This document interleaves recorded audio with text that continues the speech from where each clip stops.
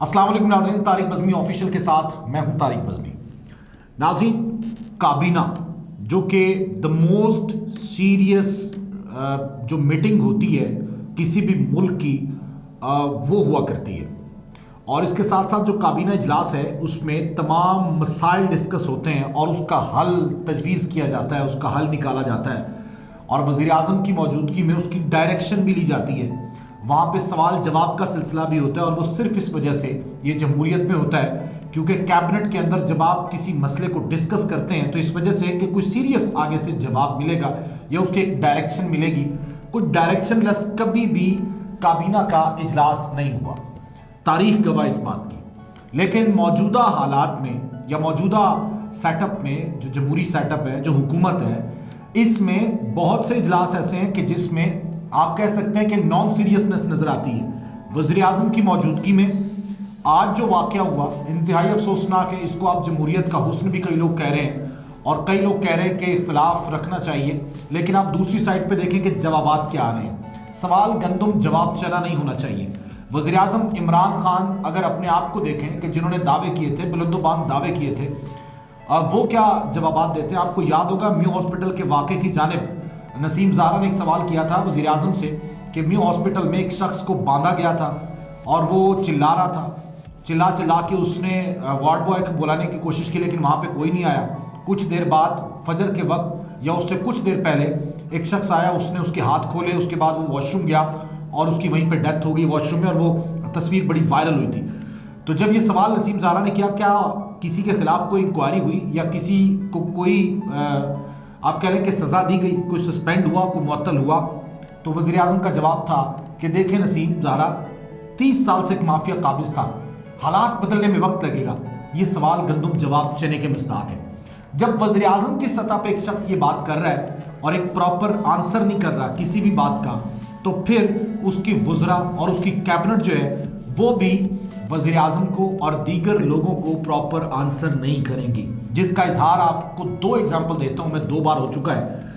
آج ایک ہوا، اس پر بھی بات کروں گا، لیکن اس سے پہلے کچھ دن پہلے کابینہ کا اجلاس ہوا، اور اجلاس میں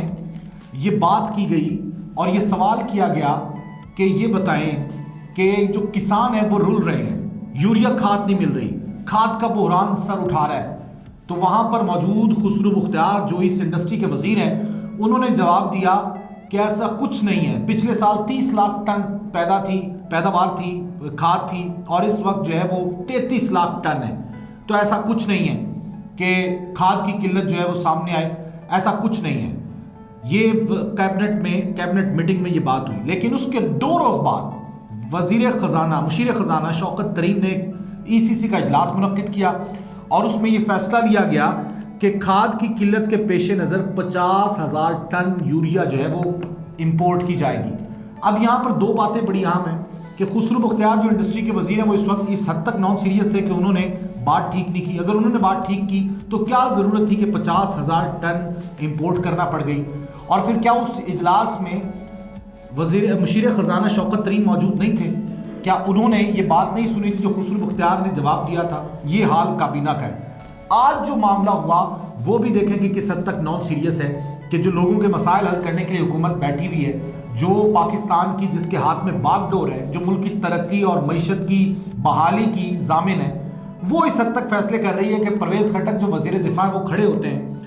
اور جب نشستیں کھڑے ہوئے پہلے بات کی، ان کو بٹھا دیا گیا، وہ بیٹھ گئے، پھر اس کے بعد پھر کھڑے ہوئے، پھر بٹھا دیا گیا، وہ بیٹھ گئے، ان کو بات نہ کرنے دی گئی۔ تیسری دفعہ وہ کھڑے ہوئے اور انہوں نے بات کی کہ مجھے یہ بتائیں حماد اظہر صاحب کہ آخر جو کارخانوں کو گیس ہے وہ کب ملے گی، پروڈکشن یونٹ کب چلیں گے، کوئی ایک پراپر آنسر دیں۔ حماد اظہر نے 2011 سے گیس کی بحالی اور گیس کی جو سپلائی ہے اس پر بات کرنی چاہیے، تو انہوں نے کہا کہ مجھے کہانیاں نہ سنائیں، مجھے سیدھی بات بتائیں۔ اور یہ کیبنٹ کا اجلاس ہے، اور پوچھنے والا کوئی اور نہیں بلکہ وزیر دفاع ہے، اس ملک کا وزیر دفاع ہے،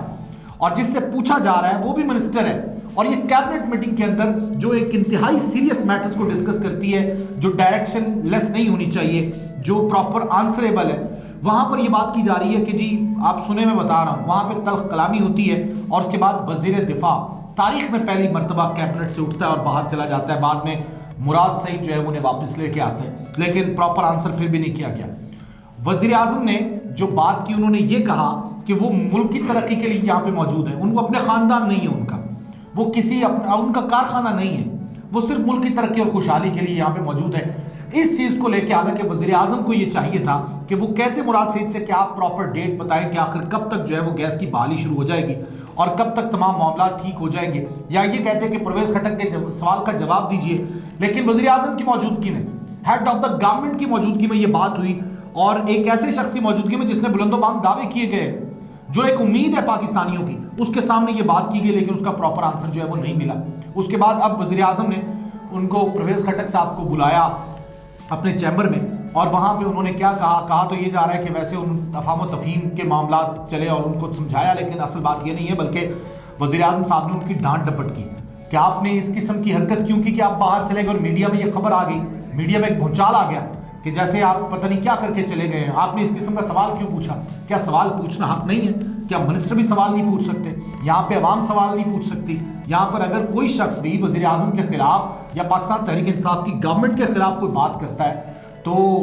उसको खुडे लाइन लगा दिया जाता है, अगर वो प्रोग्राम करता है तो उसका प्रोग्राम बंद कर दिया जाता है, मतलब तनकीद नहीं सुननी। आपको याद होगा, हमें अच्छी तरह याद है कि Pervez Musharraf was a dictator और परवेज़ मुशर्रफ ने इस मीडिया को आज़ाद किया और उसमें भी तनकीद सुनने का यारा था, वो भी तनकीद सुनना था। लेकिन ये तो डेमोक्रेसी है और हमें एग्जाम्पल दी जाती हैं कि जी डेमोक्रेसी फलां मुल्क की बहुत ज़बरदस्त है, फलां मुल्क की बहुत ज़बरदस्त है। सोशल मीडिया पे आपने जो कौमी यूथ तैयार की है उसके आप जवाबात सुन लें, उनके नीचे कमेंट सुन लें कि सवाल गंदुम जवाब चना। एक उम्मीद है जी बस कि वज़ीर आज़म इमरान खान, एक उम्मीद है सर, हाथ जोड़ के गुजारिश है कि ठीक है आप उम्मीद है, लेकिन उम्मीद की किरण बनिए, हमें ख्वाब ना दिखाइए पहले 3 महीने का, 6 महीने का, साल, 2 साल, उसके बाद अब कहा गया कि 3 महीने बाद रिलीफ मिलेगा। और फिर ये भी मानते हैं कि आप बहुत ज़्यादा महंगाई हो चुकी है, आप ये भी मानते हैं 60-65 रुपए पेट्रोल को उठा के आप 145 पे ले जाएं, आप चीनी जो है वो 55 रुपए को उठा के आप 80 या 100 पे ले जाएं और उसके बाद कहें और डॉलर आपके से काबू ना आए, तो फिर भी आप ये कहें कि आपसे लोग उम्मीद रखें, तो ये गलत बात है।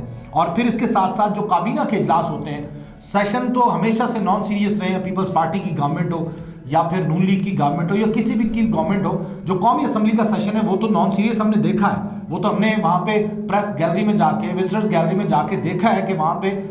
सीरियसनेस नहीं होती। लेकिन खुदा के लिए जो कैबिनेट मीटिंग्स हैं उनको तो सीरियस बनाइए और फिर तमाम जो वुज़रा हैं उनको भी चाहिए कि आखिर अपनी बॉडी लैंग्वेज जिस तरह से रखते हैं उसके साथ साथ जो आपके आंसर हैं वो तो कीजिए, because you are answerable, it's democracy. इस मुल्क में जमहूरियत है, आमरियत नहीं है, डिक्टेटरशिप नहीं है। इस मुल्क में जो लोग, जिन लोगों ने आपको वोट दिए हैं और हमारे जैसे लोग कि जो आपकी पॉलिसियों का इंतज़ार करते हैं और आपके जो मिनिस्टर्स हैं उनको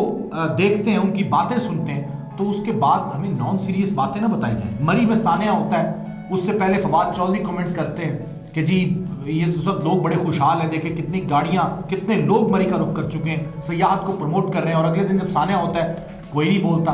फिर उसके अलावा फवाद चौधरी साहब कहते हैं कि जी फसलें ज़्यादा पैदा हो गई, इसलिए जो है वो बहरान जो है वो यूरिया का पैदा हो गया, खाद का बहरान पैदा हो गया।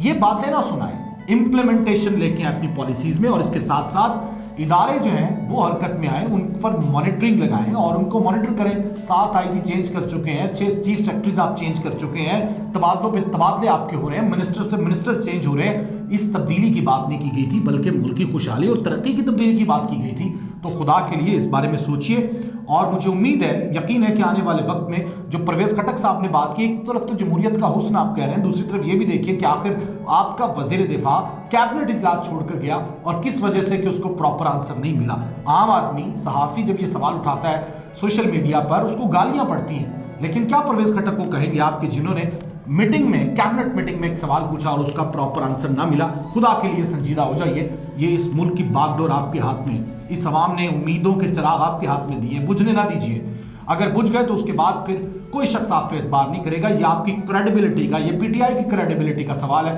कि आम आदमी को रिलीफ मिले, तकलीफ ना दें। तारिक बज़मी को इजाज़त दीजिए, अल्लाह हाफिज़।